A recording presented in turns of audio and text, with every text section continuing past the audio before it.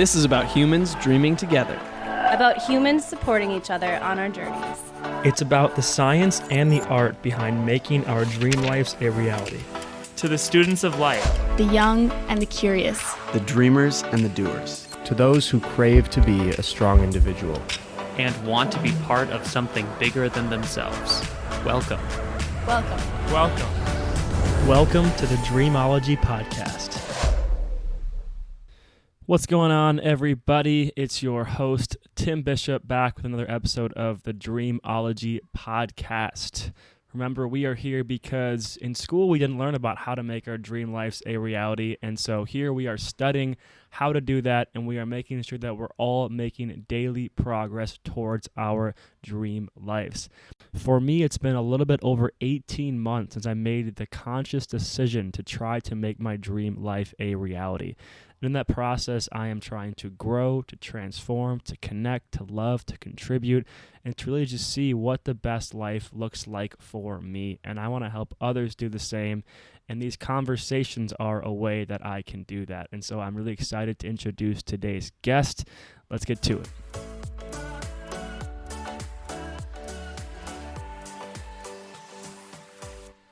All right, everyone. Today's guest is Taylor Lippman from Orange County, California. Taylor is 24 years old. He's a fellow young entrepreneur. He's a social media coach, and he is a life coach. And what's really fun about this episode is that Taylor and I really just break down what life looks like post-college and how we are now starting a journey of growth and transformation and learning that is separate from the schooling system that we've been in our entire lives. And so in this episode, we both touch on some of our own personal experiences, but we also talk about tools you can use for growth, tools you can use to create the life that you want, and some strategies that Taylor has used in his life that have been pretty powerful. So I hope you enjoy this episode of Taylor Lippman. Here it is.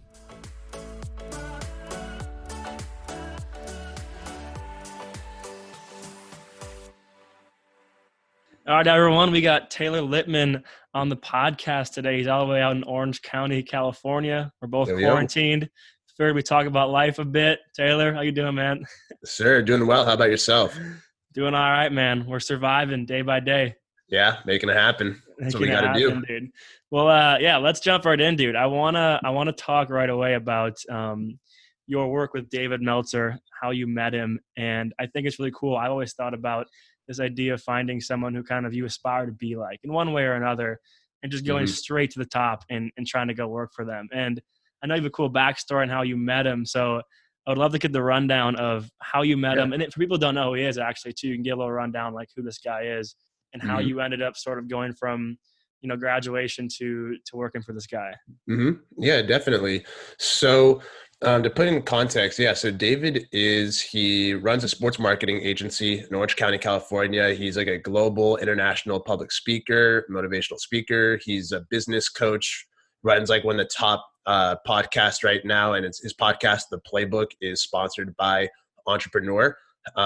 So to give a little context to him, I'm also a life coach. And so when I was diving into my life coach journey, I was starting to research a lot of different executives, different business owners, CEOs, people who have made it, we'll say, right? It's like they were able to find what they're passionate about, and they were able to remain on that consistent, persistent pursuit of their potential. And that's actually something I got from Dave himself, in that I was trying to find different resources and different individuals who I could learn from, grow from, ask the right questions, and gain the right insights so I can scale myself as a coach, as what I believe for myself to be an entrepreneur at the time. And so when I was listening to a lot of what Dave was talking about, it had a lot to do. He can go into what he quotes like the spiritual woo-woo type stuff. And it's like trying to really tap into that spiritual side. And I try to keep an open mind. So I figured I'll try this out. So what he was talking a lot about was like projecting into the world, like that the universe has no deadlines. Like, it's not like I want to meet Tim Bishop by October 25th, right? It's like, it's not going to work that way. Whereas when you put it out into the universe in this sense of, I intend to meet all the right people in all the right ways at all the right times, We're one, taking that stress off of ourselves to where it's not like, oh shit, like I haven't met Tim yet and it's October 24th now, like all this stuff, right? It's like all of a sudden you're getting freaking out, and to where you're putting it out into existence, you're projecting it, and you're creating this faith-based consciousness for yourself that it's like you're going to meet the right people in the right ways at the right times. Keep putting it out there, keep trusting it. So I was saying that every day for a few months. And at this point, you didn't know him. You're just listening to his content, correct? Correct. Yeah. So I was just listening to his podcast and then watching a lot of his content. So I thought he was like probably in LA, like Los Angeles area, because that's where a lot of these guys I was following are, like a lot of these speakers and business owners, either that or New York kind of deal. And Minneapolis, right? Yeah, in Minneapolis. Yeah, exactly. Yeah. Hey, Gary Vee's out there. He's got his sector out there. Exactly. So, but yeah, so that's what I was doing. I was trying to project it every day. So next thing I know, I saw a video, and it's this guy who raised his hand and he asked Dave if he can like have a couple minutes of his time to ask him questions. Dave goes, "That's how you do it. That's how you get someone's attention. You just do it on the spot." I watched the video. I'm like, okay, I'm just going to DM him right now. I DM him and I'm like, "Hey Dave, love what you do. Thanks so much for the content you put out. I would love to know how I can provide you value." And like, I just sent him that.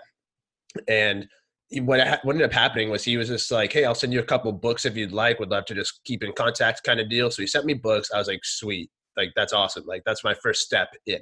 Right. After that, I kept kind of just projecting, like, I'm going to meet the right people in the right ways at the right times. Next thing I know, I'm listening to one of his podcasts with Mark Brazil, who's like a founder of Iconic. Mm-hmm. And they're talking about like 5:30 a.m. gym routine and how it helps them, how it gets them ahead of everybody else, how they're starting their day early. They have more time in the day at that point. I'm like, okay, cool. Like, I'm going to try this out. Why not? I go to the gym at 5:30 in the morning. Next thing I know, Dave is at the same gym as me at 5:30 in the morning. And I'm like, whoa. I'm like, what? Like, why are you here? Kind of like, I was like, shouldn't you be like in LA? Like, this is like in my head, like thinking like, what? Like, who is he? So I didn't really like say anything at first. I kind of like observed and wanted to make sure I was seeing the right guy. Like, I wasn't going to just stop him. So I kind of like observed it and kind of just kept doing my thing. And then the next day I went again. He was there at the same time. I'm like, okay, like that's Dave, clearly. So I go and I ask him like, "Hey, are you Dave Meltzer? Like, I've been following you. Like, I'd actually DM'd you, like all this stuff." And he's like, "Oh yeah." He's like, "I've seen your posts." Cause I tag him, like, for people who are trying to get noticed a little bit on Instagram, tag everybody that like inspires you or that motivates you or that you want to be like. Cause I was tagging him in like all of my stuff. And you're saying, he's like, "Oh yeah, I've seen some of your content. Like, it's really good. Like, keep doing that." So like he had seen me. I had no idea, but it was because I was tagging him. So it was almost like he was consciously aware of my existence. I was consciously aware of his existence, but putting into existence, I'm going to meet the right people in the right ways at the right times, syncing up, being in resonance with that frequency, and being able to meet in the right way at the right time, which was 5:30 in the morning at the gym. Like, had I not decided to pivot a little bit and switch that, I wouldn't have met him. So from there, he invited me to his office. To like, he does live trainings all the time at his office before quarantine. Now it's online on Zoom. And so I went in there, met him, got a few minutes of his time just to talk, chop it up a little bit, went about my life after that. A month and a half goes by, I'd say, and I had left my full-time job. So I quit my full-time job. I was working in real estate doing marketing, and I was like, I'm not feeling inspired. I don't want to do this. So I took like a month and a half off of work, saved up a bunch of money, so I was able to make it work for myself. And during that time, I reached out to Dave, and I was like, "Hey, I've got a lot more free time. Is there any way I can come by to one of your Friday trainings?" Because the first one I went to, I just called in sick to work that day so I could go. Disclaimer. So I was like, I want to go and I don't have any other chance to go. So I went there, quit work, hit him back up, and then I went back again. And something inspired me during that moment to where I just felt I have to get 2 minutes of this guy's time and just tell him I want to work with him. Like, something just overpowered me during that like 1 hour of live training with him. The training ends. I literally kind of stopped him. I was like, "Hey, Dave," I'm like, "thank you so much for inviting me again. Like, can I get 2 minutes of your time?" He's like, "Of course, come on up." We go upstairs. I get like 2 minutes and just one-on-one time with him. And I get straight to the point. I'm not bullshitting around. I'm like, so like, that was great. Like all this stuff. Like I was just trying to go straight to the point. I'm like, look, like you don't know too much about me. I know a lot about you. Like I'm based on this content. Like I want to work with you. How can I just provide you value? Like, what do I need to do? And he was like really stoked on that. It wasn't like he's thinking, who's this guy coming into my office or telling me he wants to provide value? Like, I don't know if anybody who'd get offended by that to where like they'd be turned off by you giving value. So I just kept it straight with him, told him I want to provide value. And he goes, that sounds awesome. Like, would you be interested in just like a 3-month internship? And I'm thinking, yeah, why not? Like, let's go for it. So like, yeah, of course I'll do that. So we ended up shaking hands. We're like, perfect, let's do it. He's like, when do you want to start? I'm like, as soon as possible. He goes, okay, great. Come on in Monday. Cause this was on a Friday. So it all happened just like in the span of a weekend. Let's go. All this happened. But it was because it started with the DM, just going out there, trying to shoot him a message. If he responded, he responded. If not, I would have probably messaged him again. But then putting into existence, just meeting the right people in the right ways at the right times, having faith in that. Because this was over the span of like 4 or 5 months, realistically. Yeah. Of just like keeping in contact, but without having this neediness. And I think that's where the differentiator was I wasn't going to him saying, hey, like I need a job. Like, can you give me a job? It was me coming in saying, hey, I want to just like, what can I do to help you out? How can I just give you value? And then it all kind of snowballed from there. Recently wrapped up the internship, helping out a little bit with some content here and there. And now it's kind of those next steps as to what am I doing next in regards to coaching and how do I take what I've learned moving forward with that too. Right. Dude. Yeah. I mean, there's so many gems in that little story. Like, I think the timeline thing right away, I mean, like what you first mentioned, like there's no timeline on your dreams. And I think that that's actually just so important because you think about, I mean, most people I think in the world wouldn't want to go from a full-time job to an internship, no matter who it was for. Like there's these kind of standards that, oh, we can't do that. That's going backwards. Or I should be at this point. Like if I'm going to graduate here, then by 24, I should be here. And like your whole, I forget how you phrased it beautifully, but the idea of just like, I'm going to meet the right people at the right time in the right place and just following that because like what other, like, dude, I'm sitting here like, yeah, what other way, like, should I be doing life? Like, I'm going to write that on my wall. Like, that's it. I mean, that's how we should all be attacking it, right? Like, there's really no standard. The standard's just made up. So I love 100%. That. Absolutely love that. It's all man-made in that regard, right? Like what you were saying, it's like, oh, I might be going backwards if I take this internship. And mind you, this was an unpaid internship. So I saved up my money. I left my job like on Halloween is when I went in and like put in my 2 weeks. I looked like I had like makeup on and all this stuff. I'm like, hey, like I'm out of here. Like, 2 weeks. So I left the job but from there I was thinking like, okay, I'm going to make money from coaching, all this stuff. I got this time. I wasn't making money from my coaching, mind you. Like I had one client and it wasn't like, I wasn't making the money I wanted. So going into this internship was like it was almost that extended another 3 months on top of like the month and a half off or so that I already had. So it was like another like 4.5, 5 months of not having a full-time income, but just from my side hustles of doing social content for other people and then through coaching as well. So it was like a full digression from a traditional job point of view of like quitting my job, going internship, not getting paid. Right. Yeah. And you're 23, right? 23. Well, just turned 24 last week. Like actually a week ago today. Hell yeah. Congrats, bro. Yeah, thank you. Cheers to your life. Yeah. Yeah. Thank you. And see, so that's, I think that's really cool too. Like, again, just from an outsider's perspective, it's like, okay, you're building things in a lot of different areas. Like, okay, you find somebody that you like out in the world. You're like, that guy's got something that I want, in one way, or whether it's mindset or business, David had something that you want. And so like, okay, let's follow that path. But at the same time, you're building the seeds to your, I know we talked about this when we first met, when you said, look, like I got this coaching thing that I'm building and I'm going to be on stage one day and I'll be doing huge things. But again, this isn't like this needs to happen by October 2021, but I'm building. Like I'm not just pushing it aside. Like it is actively being built. And now you got these two things that are, serving you so well. Whereas opposed to like, what you could have kept doing was like doing a job that you didn't like to do. And then said like a year down the line, well, then I'll kind of figure it out.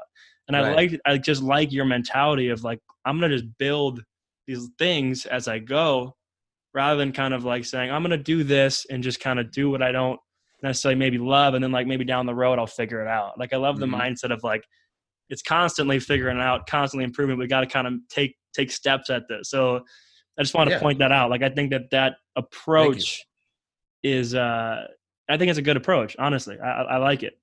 Thank you. Yeah. And I'm more consciously aware of what was happening. Like now I'm more consciously aware of where I was spiritually being kind of led and pulled to, because at the time, like I've always tried practicing not so much like not having like an ego to where I'm going to hold myself back based on self-judgment or what other people might think. And quitting the job and going and just doing what I did and trying to like make that happen, I had to like strip the ego out of that equation at the same time though too, to where if I had an ego attached, one, the ego could say, hell yeah, like I'm going to do this. I'm going to look dope. Like I'm going to quit my job. I'm this 23-year-old. I get to call myself an entrepreneur. Like there could have been that route of an ego, or the ego aspect could have been, no, like there's going to be so much judgment. Like people are going to look at me this weird way because I quit my job.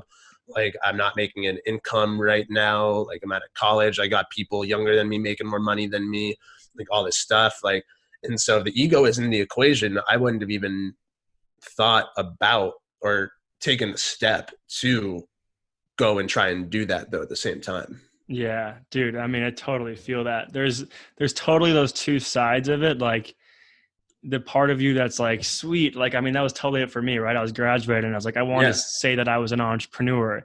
And now it's like, you want to sound cool. Like you're starting this business and you're doing all these things, which you are in a sense.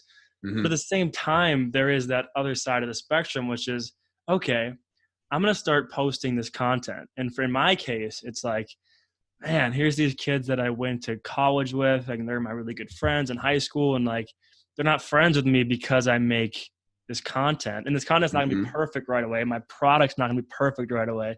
Right. So I think it was like Brendan Bouchard who said, like, you have to be willing to bring your small dream to the world before it's a big dream. Like you can't be afraid to throw something out there, even though you know, like this isn't my best work, because your best work's not going to happen unless you do stuff. And so that ego part is so interesting, because like that's been a big thing for me, is like, okay, like you have to care what people think, like in a sense of like, what do they need? But don't care about their opinions of you, especially if they're not like your target market or your, you know, if they're like your people, like if they're just a random outsider who's like, what is this kid doing? It's like, you got to learn to like shut those voices out, and those voices might not even exist. That might all be in your head.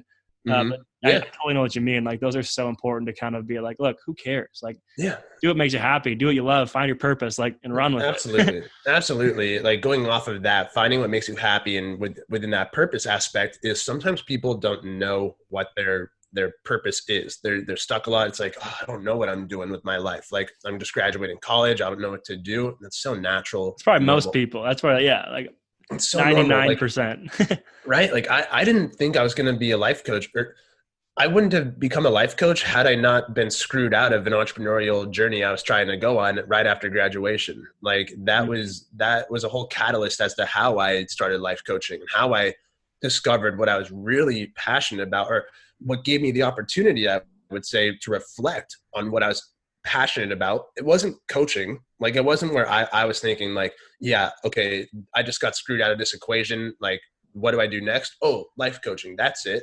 Like it was the process of me trying to bubble chart, like writing out what I'm good at, what I like to do, what I would do if I had no limitations, and just circling them, connecting the dots, like seeing what I can do and how it could be all encompassing, doing podcasts like this.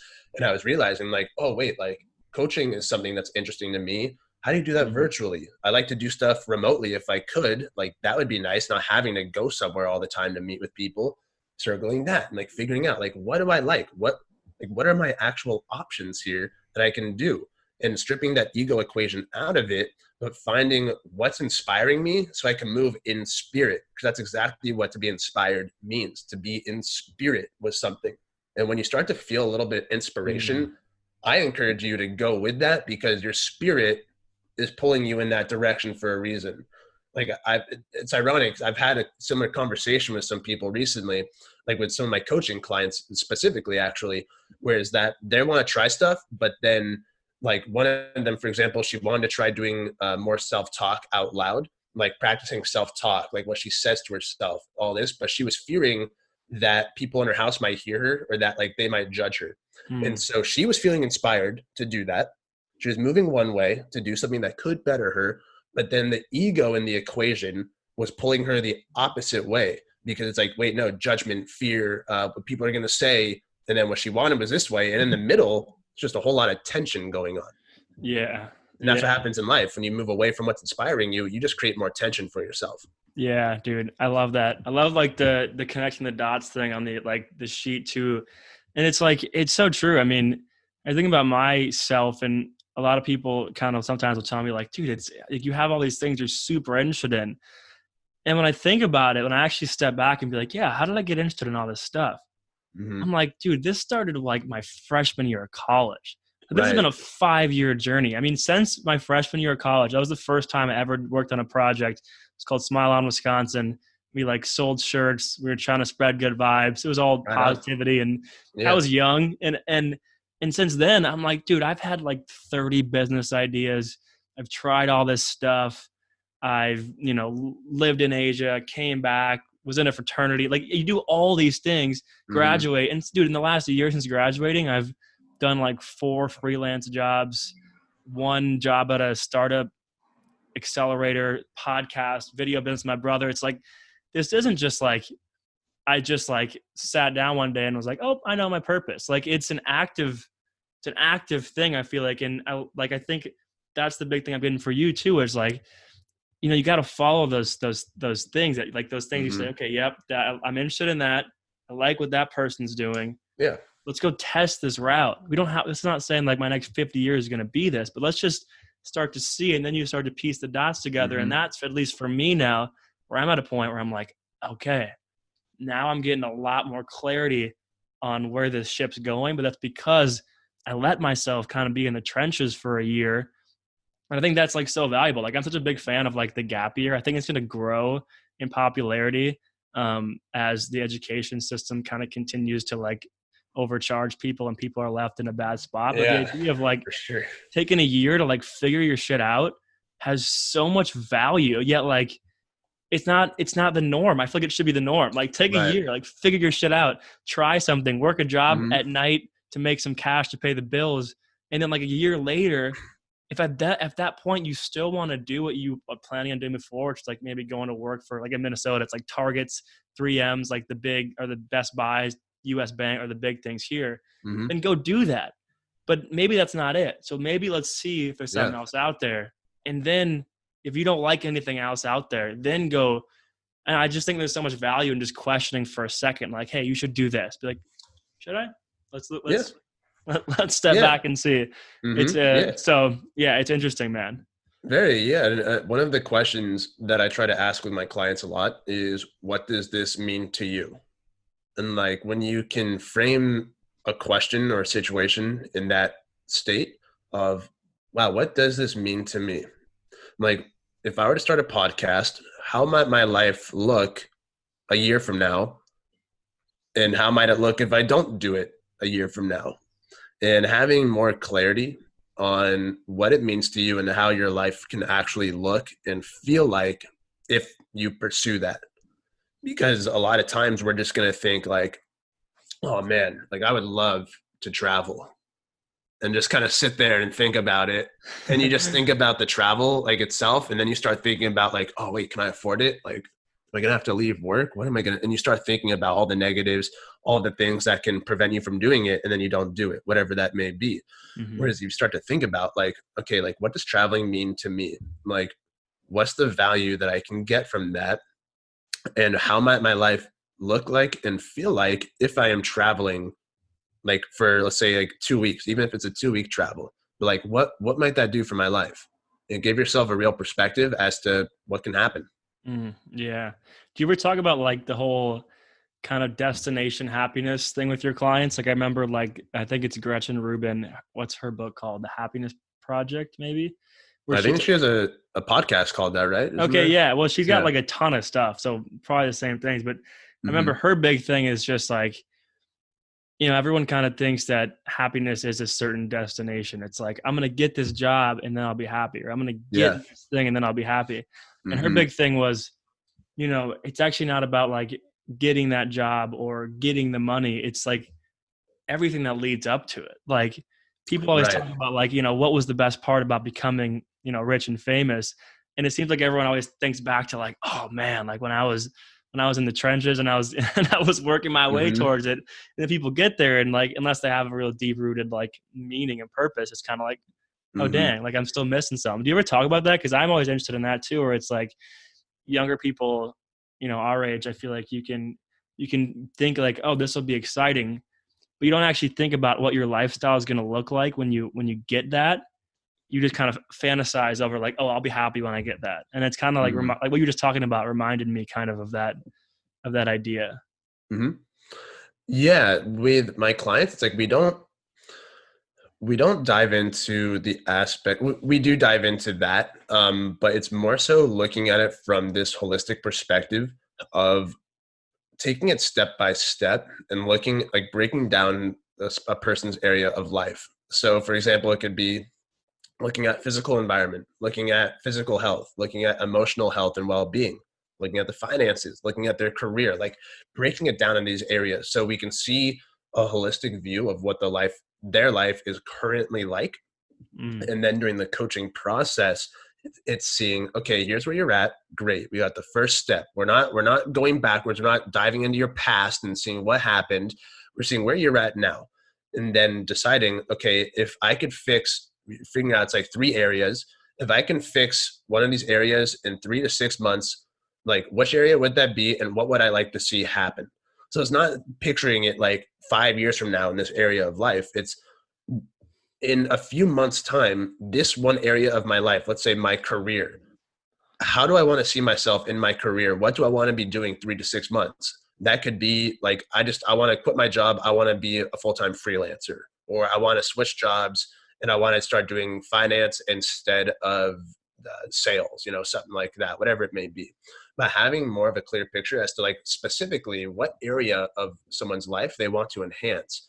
And Mm. because when they can begin seeing where they want to be, that's important because they can have a more of a visual understanding. Maybe it's more kinesthetic. They can feel that, or they can hear where they're at in the future. Everyone's different, but it's tying in those emotional aspects and then just breaking it down as to where do you want to be in a few months from now? Because those are like the stepping stones. And then they can enjoy that process more through the process of just setting consistent, smart goals, very specific, measurable, attainable, relatable, and time-bound goals that allow them to move in a more concrete and clear manner. If that Yeah. kind of makes sense. Yeah.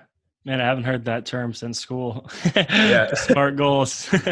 Yeah. I didn't learn about it in school until I started going through my coaching program and learning a lot more about coaching and how you can best do goal setting. Like I had never been exposed to it, to be honest. Yeah, that's interesting, man. So when Mhm. you were in college, I mean, so did you graduate 2 years ago? I graduated from Boise State University 2018. 2018. Okay, yeah, 2 Yeah. years ago. So Mhm. like when you were in your like third and fourth year of school, like what was on your mind? Like what were you thinking about doing at that point in life? Oh man, for me, I was not anywhere near mentally, spiritually, physically, for that matter, like where I'm at now. Back then, I was more focused on, we'll say like junior year, like my third year. I was really focused on just fraternity. My girlfriend at the time. Um, to be honest, my second half and a lot of the latter half of college was spent trying to like emotionally piece myself back together because of a breakup with a woman. Mm. So that did play a big role in the later portions of college, was trying to emotionally figure myself out. And a lot Feel of it that, was bro. just, Feel that. yeah. But to be honest, my focus was on media production, but more so within the music industry and photography. Like I was like, I have in front of me like radical humility. Like I try to stay as humble as I can, but I like from what I was told and what I was doing, it's like I was becoming like a very well-known photographer within the Boise community. And where my head was at, I had a bigger ego at the time. And for myself, what I was wanting to do was like, I'm going to graduate. I was taking entrepreneurship classes. So like I was trying to figure out ways I could build a business around what I was doing. But I started looking at it from this lens of like, if I go to LA, like where I was at a lot of my time, like I'd fly out to LA during school to do shows, or I was like, anytime I had free time back home, I was always in LA with some of my music friends who were like deep in the industry, like trying to really get rooted in that. But what I started realizing was my ego was playing really big into it. So I was like thinking about money. I'm like, oh, I'm not going to really make money if I just try to be this freelance photographer all the time. At least I thought that. I wasn't going to make a lot of money. It'll be sick though. I'll be around a really cool people, celebrities, all this stuff. I'll look sick on Instagram. Like I was in this headspace. I was like, oh, like, cause like I already had this aesthetic going. And I'm like, oh, like I'm going to look a certain way. And it kind of kept going in that route. And then when I graduated, I got a full-time job offer with the real estate agency before I graduated. And I immediately just went into like a little bit of a comfort zone, but I also kind of just stopped focusing on my photography. Because when I moved out of Boise back to Orange County for my full-time job, everything was just different. Like I didn't have the same resources for photography. I didn't have the lower costs of studios. Like every studio I hear was like 5 times the price. Yeah, dude. I'm thinking like, yo, like what's going on here with that? And so, like, I stopped wanting to go and do studio shoots because I couldn't afford that. I'm like, I'm not going to pay money just for like the studio for an hour, like $500 an hour, like get lost. Yeah. Like that's where my head was at. So I allowed the photography side just to fizzle out over time. But a lot of my latter half of college was just piecing myself together emotionally, figuring out what I'm trying to do afterwards, like in my photography sense, but then kind of just naturally going with the flow, but always having that little bit of an entrepreneurial spirit to me where I wanted to be doing my own thing. But I got nervous and scared of the money aspect of it. I kind of just let it all fizzle out at the time. Yeah. Dude, that's crazy. I think we had like some super similar experiences. Yeah. Because my senior year too, like I was coming off of a breakup and I was going through the same thing where it's like, okay, you're kind of dealing with this breakup, but at the same time, you know, you're about to graduate. And I had this entrepreneurial like spirit so deep inside of me. And so my whole senior year, as much as I wanted, like that was a tough thing for me because you really wanted to be with your friends and like just be there for them and with them because it was like, this is my last year of school. Right. At the same time, it's like a lot of them already had like their full-time jobs lined up. And so I'm over here being like, I got to build my future. Like, this is no, like, we're not just sitting around. And so it was the same thing for me where it was like, I was trying to figure out all these things and yeah, the financial, like, dude, I remember that year for sure. Like there was so much like, you could feel it, the physical financial stress. It was like, oh my God, like how am I going to pay for life? Absolutely. Yeah, man. And like for, you know, a full transparency kind of deal was like, and it's still relevant today, especially with it being more legalized, but like in, when I was going through those times and trying to figure myself out more and more, like I was just smoking a lot of weed all the time. Like, and my friends, like I didn't have people around me. And it's not like I'm saying anything negative about them. Like still great friends to this day, but I didn't have like people around me who were like, hey, like, let's just talk about it. Like, I'm here to listen to you. I'm here to listen for you and be there. Whereas all my friends were like, oh, let's just smoke. Let's chill. Like, let's play some games. Like, let's just like forget about it. Like, let's just forget about it. And that's where the mindset was at. So I was like, all right, like smoke, edit. Like that was my escape. Like smoke weed and edit. Like photos or go shoot photos. Like that was just my life was photos, video, smoke weed with my buddies and like chill like that. Full transparency. Yeah. Whereas after that, after I graduated, I didn't have like the boys around me, like my crew, like it was just a different dynamic, right? Like you graduate, things start picking up. You got to have different responsibilities, all this stuff. But what I realized through coaching and what I wish was the case more so in college was that people just need somebody there to listen. We don't need somebody to give their 2 cents. We don't need to be giving our 2 cents to people when they're talking to us about a problem. The most important thing a human being can do is just sit there and listen. Like there's this lamppost theory, whereas if you were to go to a lamppost every day for 10 minutes and you just vented, you'd almost become like best friends with that lamppost because it's just sitting like it's just sitting there and listening to you. Like, and you're like, oh, thanks. like you're not like, they're not responding. They're not saying like, oh, you know what, this is what you should do. Cause like everyone's got different experiences. Like, and it happens so often where like, I'll talk to somebody or be like, oh, like this is going on, or, you know, it's like, I'm stressed out about this one issue. And it's like, oh, well, you should just try to not worry about it then. Like, that's the worst advice. Thanks. Yeah, good. I hadn't thought of that one yet. Like, it doesn't help. Like, if you think about it, when you're just talking, like, it's like a brainstorming session. Like, when you just start spitballing ideas, that's when great ideas come out, because they're just coming out into existence. But you're just talking about it. You're not having to worry about someone telling you if it's right or wrong or what to do. You just let it flow naturally. And that's what people need a lot of the time. What I was missing during the time was just being or having somebody who was there just to listen and not respond, or if they were to respond with questions that can help me discover more about myself.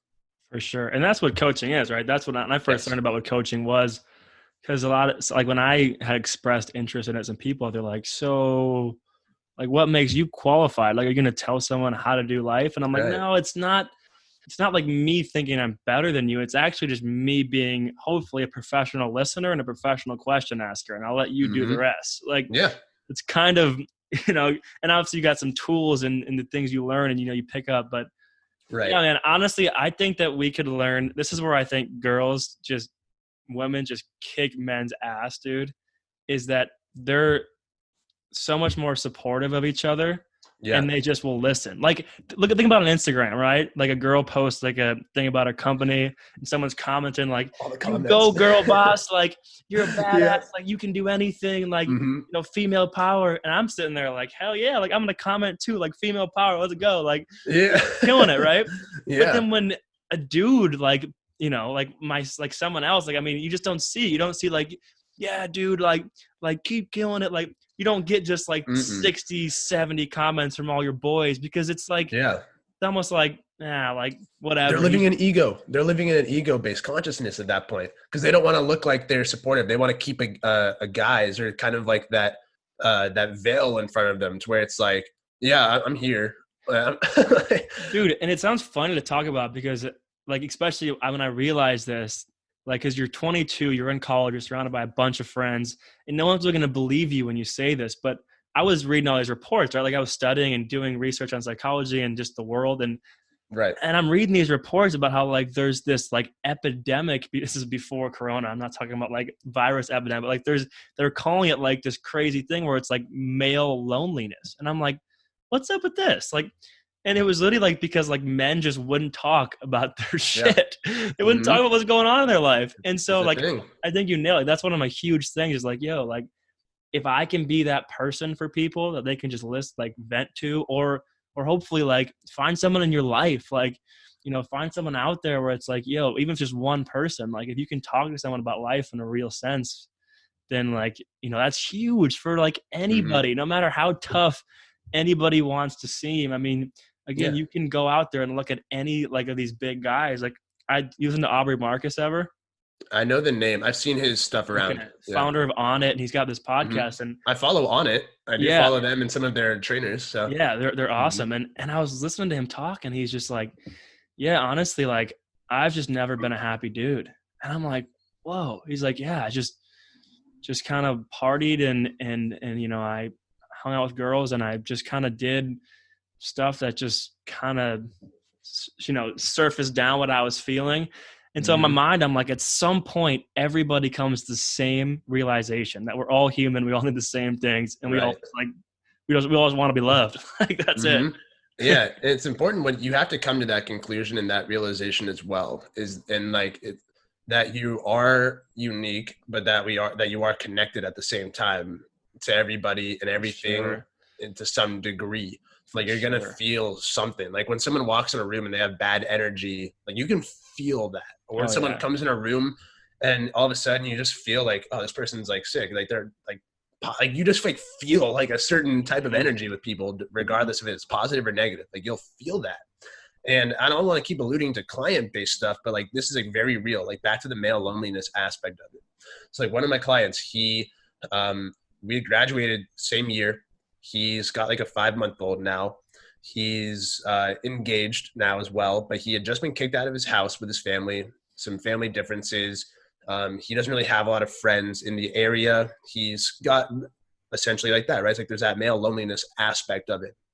And just in our initial consultation, 20 minutes, he was thinking like, he was saying out loud, he's like, wow, he's like, this has been so helpful. He's like, even just this right now has been so helpful.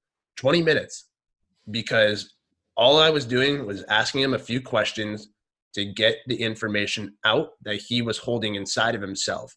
And there was an emotional side, like, right, tears were flowing from like on both sides, right? So you can really feel the emotional connection with somebody, but to the degree of which he doesn't have friends around him. And this is what he was telling me. He's like, he doesn't have friends around him. And if he does, the minimal amount, they can't relate to him, or they're just going to give him advice. It's like what he said. He's like, just tell me what they think I should do. It doesn't help him.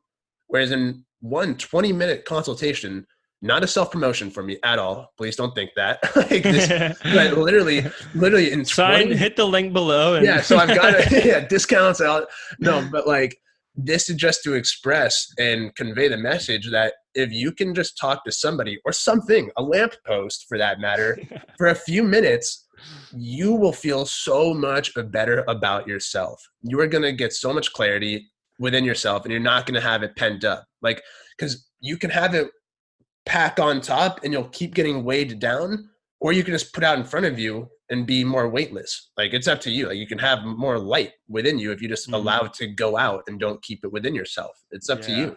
Yeah, dude. Yeah, absolutely, man. Yeah, so who's like in your life now that you kind of start to understand this, like for you, who are those people been? Like, has it been your family or your friends? Like, who's been able to be your support system through this kind of journey you're going on? Yeah. So for me, how are you cultivating that too? I mean, it's obviously an ongoing process. How am I cultivating what aspect of it? Just the relationships, like you said, those people who just kind of like that you can go to in your own life. Yeah. So my older brother, he's out in Boise still. I'm still living with my parents. I can express things to them. However, there's times where it's like it's what parents do, it's like they'll give their advice. They want to help out. We're all human. They genuinely want to help, but I don't need the advice at times. So it's like, I'll go to my brother, some of my good friends from college, or even like some of my closest friends are my friends that I graduated high school with. So I know a lot of people are like always talking about like fuck high school, or it's like I don't have any friends from high school. For me, my closest friends are from who I graduated high school with, and then a couple from college as well, of course. So it's like I'll keep in contact with them because they're all on their own journey as well of trying to like find their success. Like they're not just chilling right now. Right. Yeah. Nice, man. Mm-hmm. What's like going to some closing questions here? What's one, everyone, I mean, always talks about kind of the habits they have, and everyone's kind of got their own different things that they do, own different styles. And I'm always interested, like one habit that you have that you're like, this is a game changer. Like, oh yeah. What is that? Yeah. So it's great that you asked me that, because I'm like starting to really hone into this aspect of my coaching and myself, is that self-talk, what you say to yourself internally and externally, is so huge. Like that's what I'm trying to, or I'm not trying, that I am doing every single day, is practicing what I say to myself internally and externally. When I wake up in the morning, my routine is I'll meditate for 10 minutes. I'll do my self-talk in between, then afterwards, and then I'll read right after that. So I'm just bettering and trying to like fill my brain with just positivity and calmness and stillness at the same time. But with that, my self-talk is telling myself, I am abundant. I am confident. I am loving. I am moving with humility. I am moving with grace. I am successful, right? It's like I am, or I am doing, but it's literally declaring things within yourself. And what's happening, to get on a little bit more of a micro level of that, is it's creating new neural pathways in your brain to literally be formed within yourself. So you just start naturally thinking those thoughts and moving in a lifestyle that's in alignment with those thoughts. If you keep waking up saying the world hates me, I'm never going to win, you're correct. The world hates you. You will never win. If you tell yourself that, of course. And then every day you're just going to keep thinking it and seeing it. Whereas vice versa, if you do, I am loving, I am so confident, I am moving in alignment with my goals. You're just telling yourself, all of a sudden you're going to be moving in alignment with your goals in a confident manner, in a still manner, in a calm, whatever that is you're telling yourself. That is the habit that can create champions, and that will create the losers in life. Not saying people are like losers, but it's like that's literally what it can come down to, and how you can go from being stuck to having actual movement within yourself. But it's like a habit, like 21 days or like a full month, like practice it a full month, saying it one time, like I am graceful or I am confident, like one thing, and just do it every day for a month and see if you start to just live that. That's, I would challenge people to try that. Yeah, dude, that's to add some science onto that. I have a mentor, and he recently was telling me how he's a PhD in neuroscience. Like, this dude's got information with the brain that, like, you know, nobody has. And he literally was telling me how, like, the things that we experience in our heads, the things we experience in the real world, our brain cannot tell the difference. Absolutely. And so when you're doing that self-talk, like you said, if you're feeling it and you're experiencing it, like your brain, if you do that repeatedly over and over and over again, starts to just store that as, oh, okay, here's my experiences, here's my other experiences. But that's how, like, to add to your science there, it's like, I think that's so cool, because now you're actually like forming these things in your brain. It's like, okay, I'm doing this, and I'm shaping my experience now, because I will keep doing this and keep doing this and keep doing this. And eventually that's how I will choose to, like, it might not happen in 1 day or 2 days, but that's how I will choose to go out into the world. And so I think it's 100%. Awesome. The other thing is, dude, how do you, I struggle with this, man, like just getting up and then meditating, because I'm like tired. I'm like, dude, do you struggle with that? Or is that just like an easy thing for you? Because I'm like, man, I get out of bed and I'm like, try to meditate, and I'm like, dude, I'm just falling back asleep. Yeah, no, I did struggle with that at one point. But it started with setting the bar really low. Like, the bar itself was, well, one, when you're meditating, I encourage it, like, be out of your bed, like go to like a different spot. So that way you can like not have that familiarity with like bed, sleep, rest, like all that stuff. Yeah. So like going to like a spot, like a chair outside somewhere. But I listen to Headspace. So Headspace is guided. It's like guided meditation. And a ton of different options for it. So for me, it was a matter of just starting, like, I think I was starting to do it with like a 2-minute duration. It was like 2 or 3 minute time duration. And then I went to 5 and then 10 minutes. So it's like every day, it's like my goal is just 10 minutes of meditation every day. But I personally do it in the morning. And I notice it, like, and this for anybody who wants to try it, like, I notice a significant difference in my day if I do not start my morning with meditation, trying to read a little bit, and doing my self-talk. I work out after that too, and there's a difference for sure. But with those main pillars, like what I'm really just feeding my brain, like my day is significantly worse if I don't do those things. Yeah, dude, I'm so with you. It's again, like, just one thing I struggle with. It's like consistently getting out of bed early enough to do that. But I'm totally with you. Like, when I do it, especially in quarantine, when I get up, go for a run, take a cold shower, meditate, read, like, it's 8:30 in the morning, and you're like, I just killed this day. Like, I nailed it. And you're just like feeling fresh and feeling energized. And like, yeah, dude, it takes discipline, but at the same time, like, it's one of those things that, you know, if I do this,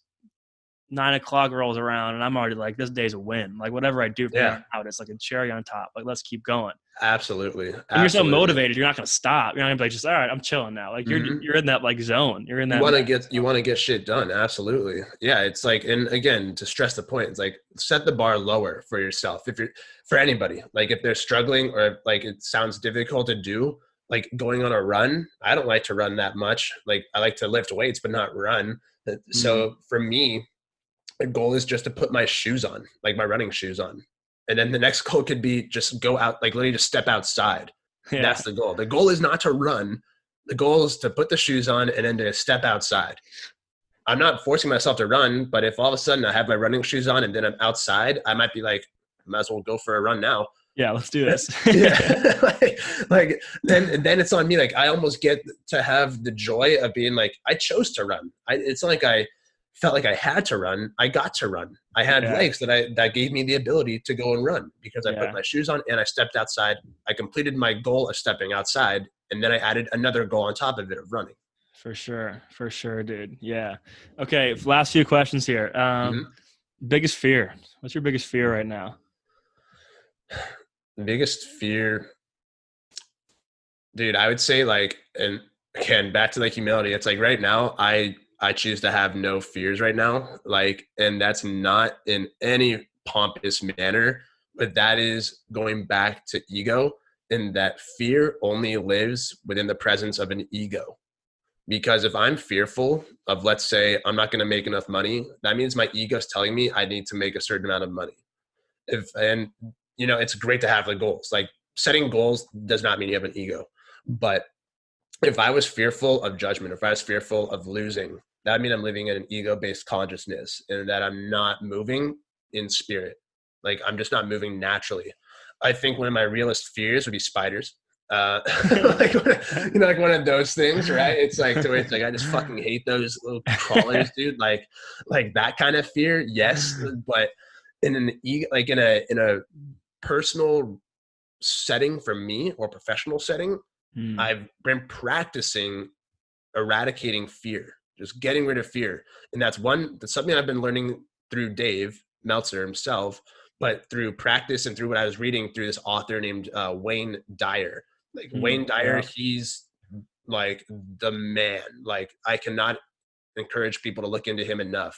Bless his heart and bless his soul. He's passed, but he is like, like you got to look into him in regards to spirituality, egoism, like all this stuff, because it's a practice of just stripping that fear. Because if you have fear, you're going to limit yourself. If there's no fear, there's no limitation. Yeah. And so it's not to like, it's not to say it's like I'm trying to not have fear. It's just declaring, it's like, I don't have fear.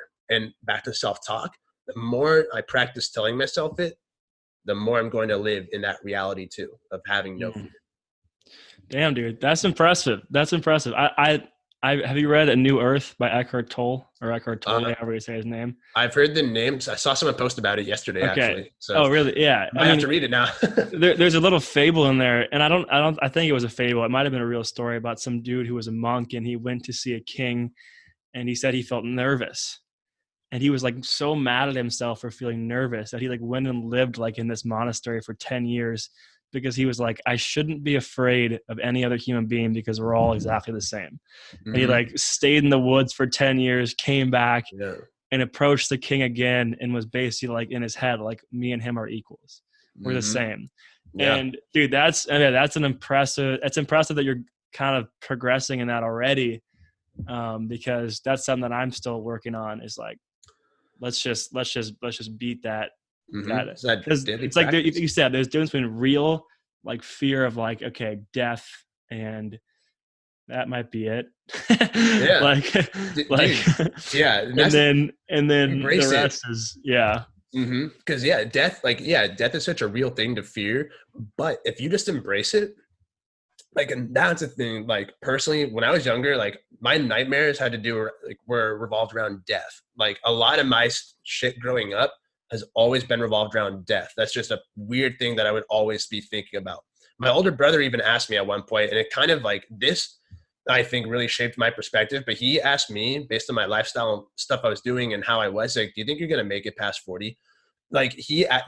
I was like, what the fuck kind of question is that? But like first off, but then at the same time, I was thinking like, okay, like I'm like, that makes things a little bit more real for me, because I had to just start thinking in the context of like, if I just embrace death, like it's going to happen. Two things we don't avoid are death and taxes. Like it's going to happen. So I might as well embrace it and just live life without having to fear that. For sure. Resent it. Like I'm not gonna fucking jump off a bridge and do like a gainer and be like, let's go. Like that's not me personally. like other people can do that. That's you're not gonna risk death, but you're also not gonna fear it. Exactly. Like I try to not put myself in those situations, but at the same time, it's inevitable. So I try to practice just not having it. It's tough for anybody, but just I have no fear. That's self-talk. I am fearless. Right? It's like just ingraining that into one's head. Hey, amen, brother. Amen. Yeah, I think that I'm not like too crazy on the adventurous side as far as like doing wild stuff, but I definitely put myself in some scenarios sometimes where I'm like, dude, probably shouldn't have like scaled that wall there. That was not a good idea, but Yeah, we'll exactly. keep that one down for next time. Mm-hmm. All right, brother. Well, let's give the closing and call to action. I know that we kind of mentioned something, so I think you might be hinting at it too, but I like to turn all these stories and conversations into just like an action step people can take, go do in their life. And so I'm curious what you would encourage people to go do after all that we've talked about today. Well, two things, I guess. One would be to try incorporating a morning routine of some sort. So set the bar low, set it really low, and just try to do something every morning that can better your brain. So that could be 2 minutes of meditation, 2 minutes of stretching, like breathing, heavy breathing, like deep breathing, not heavy breathing, but deep breathing. Just anything that can better you in the morning. But most importantly, the biggest call to action, I would say, is write out 5 lines of self-talk. So I am blank. I am blank. I choose to be blank. And just writing it out. So you have these things about yourself that you want to live, and then practice just speaking them out loud 1 time a day, just 1 time a day, and see how the brain, how the body, and how your life begins to change in a more positive manner, because that will most definitely happen from firsthand experience. You will see, feel, and live the differences. Dude, I love that, bro. I'm gonna start doing that tomorrow. Let's go. Yeah, man, absolutely. You got to do it.